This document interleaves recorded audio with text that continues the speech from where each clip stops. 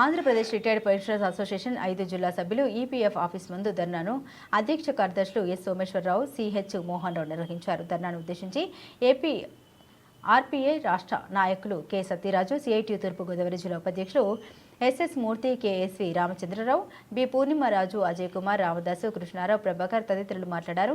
నాయకులు మాట్లాడుతూ కేంద్ర ప్రభుత్వాన్ని ఎన్నిసార్లు అడిగినా పెన్షన్ పెంచడం లేదని, ఈ చాలీచాలని పెన్షన్తో వృద్ధాప్యంలో బతకడం చాలా కష్టమని, పెరుగుతున్న ధరలకు ఈ పెన్షన్కు అసలు పొందనే లేదని, ఆర్థిక ఇబ్బందులతో చాలా మంది మానసిక వేదనకు గురై అర్ధాంతరంగా చనిపోతున్నారని, వీటన్నిటికీ కేంద్ర ప్రభుత్వ వైఖరి కారణమని, దీనికి కేంద్ర ప్రభుత్వం బాధ్యత వహించి చనిపోయిన పెన్షనర్స్ కుటుంబానికి నష్టపరిహారం ఇవ్వాలని, లేదంటే భవిష్యత్తులో మా పోరాటాలు ఉధృతం చేస్తామని, కమ్యూనిస్టు దేశాల్లోనూ అభివృద్ధి చెందిన దేశాల్లోనూ పెన్షనర్స్ బాధ్యత ప్రభుత్వం ఆధీనంలో ఉంటుందని, కానీ భారతదేశంలో పెన్షనర్స్ అసలు మనుషులుగా కూడా చూడడం లేదని అన్నారు. ఈ ధర్నాలో తూర్పుగోదావరి జిల్లా, కాకినాడ, అమలాపురం, ఏలూరు, సీతారామరాజు జిల్లా నుండి అత్యధిక సంఖ్యలో పెన్షనర్స్ పాల్గొన్నారు. అలాగే రైల్వే రాయితీలు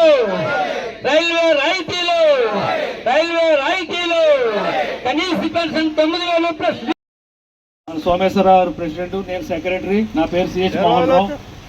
మరి మనకి కేఎస్వి రామచంద్రరావు మన జిల్లా కమిటీ మెంబరు, అలాగే కె జాన్ బాబు గారు జిల్లా కమిటీ మెంబరు, కేవి నాగేశ్వరరావు జిల్లా కమిటీ మెంబరు, ఎస్ రామకృష్ణారెడ్డి మాకు పెట్టుకున్నాం. తలకో 300, తలకో 500 చెల్లించి, ఇదోటి మళ్ళీ మనకు మైనస్.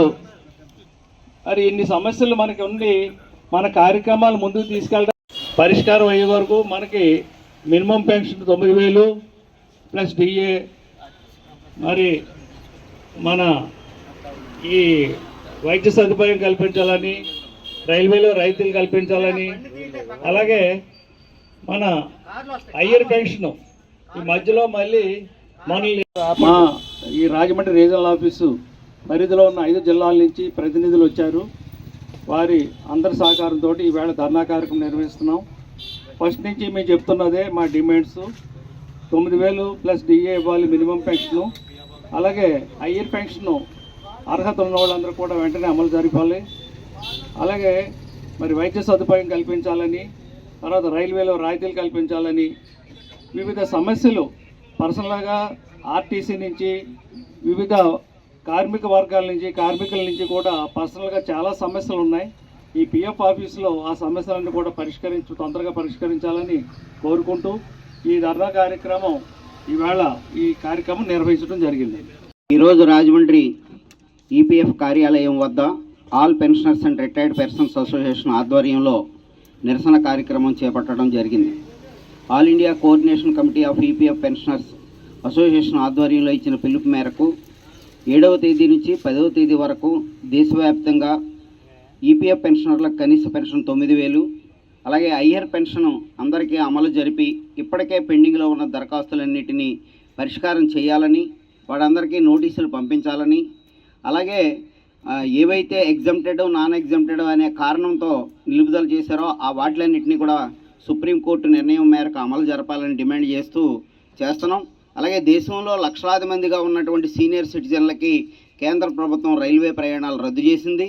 ఆ రాయితీని పునరుద్ధరించాలని, అలాగే ఈపీఎఫ్ 95 పెన్షనర్ల కుటుంబాలకి మరి వాళ్ళంతా వయోవృద్ధులైనటువంటి వాళ్ళకి వైద్య సదుపాయం అన్ని ప్రభుత్వ హాస్పిటల్లోని, ప్రైవేట్ హాస్పిటల్లో కూడా అనుమతించాలనే డిమాండ్ల మీద దేశవ్యాప్తంగా జరుగుతున్నది. కేంద్రంలో అధికారంలోకి వచ్చిన 2014లో మోడీ ప్రభుత్వం ఈ 10 సంవత్సరాల కాలంలో పెన్షనర్ల సమస్యల మీద దీర్ఘకాలం పోరాటం చేస్తున్నాం. దేశవ్యాప్తంగా 75 లక్షల మంది పెన్షనర్లు ఉన్నారు. అందులో 35 లక్షల మందికి కనీస పెన్షన్ 1,000 రూపాయలు ఇవ్వాలి. ఆ 1,000 రూపాయలు కూడా రానిటువంటి వాళ్ళు 35 లక్షల మందిలో 10 లక్షల మంది ఉన్నారు. ఇంకా అనేక మంది కనీస పెన్షన్ రానిటువంటి వాళ్ళు ఉన్నారు. ఈ 10 సంవత్సరాల నుంచి పార్లమెంట్లో కూడా సిపిఎం సభ్యులు, ఇతర పార్లమెంట్ సభ్యులు అనేక సార్లు లేవనెత్తారు. కానీ ఈ కేంద్ర ప్రభుత్వం ముద్దు నిద్ర ప్రవర్తిస్తుంది. ఈపీఎఫ్ఓ ఆఫీస్ వాళ్ళు కూడా ఈపీఎస్ పెన్షనర్ల సమస్యల పట్ల అత్యంత నిరాదరణ వైఖరి అవలంబిస్తున్నారు. మేము తీవ్రంగా ఖండిస్తున్నాం.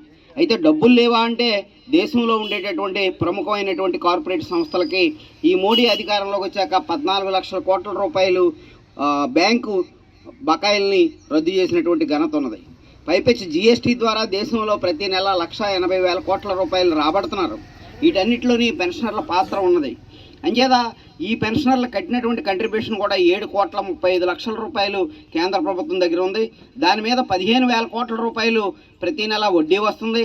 అందులో కేవలం 6,000 రూపాయలు మాత్రమే పెన్షన్ ఖర్చు పెడుతున్నారు. మిగిలినంతా మళ్ళీ అక్యూములేట్ అవుతుంది. మరి ఆ డబ్బంతా కేంద్ర ప్రభుత్వం తన సొంత నిధుల కోసం వినియోగించడం, షేర్ మార్కెట్కి తరలించడం, ఇటీవల షేర్ మార్కెట్ కుదేలై ఎన్ని లక్షల కోట్లు ఆవిరైపోయాయో చూస్తున్నారు. అంచేత దేశంలో ఓట్లు వేసి గెలిపించి ప్రజల సంక్షేమం కోసం ఉన్నటువంటి కేంద్ర ప్రభుత్వం పెన్షనర్ల సమస్యలు పట్టించుకోకుండా నిర్లక్ష్యంగా అవలంబిస్తుంది. ఆ మూల్యం గత ఎన్నికల్లో చెల్లించుకున్నది. భవిష్యత్తులో కూడా అటువంటి మూల్యాన్ని చెల్లించుకోవాల్సిన అవసరం హెచ్చరిక ఉంటుందని వెంటనే ఈపీఎఫ్ కార్యాలయం వాళ్ళు పెండింగ్లో ఉన్న హయ్యర్ పెన్షన్ దరఖాస్తులన్నింటినీ పరిష్కారం చేయాలా, నోటీసులు పంపాలా, హయ్యర్ పెన్షన్ వెంటనే అమలు చేయాలని డిమాండ్ చేస్తున్నాం. కేంద్ర ప్రభుత్వం కనీస పెన్షన్ 1,000 రూపాయలు అమలు చేయాలని చెప్పి డిమాండ్ చేస్తాం. కె సత్యరాజు, రాష్ట్ర ప్రధాన కార్యదర్శి.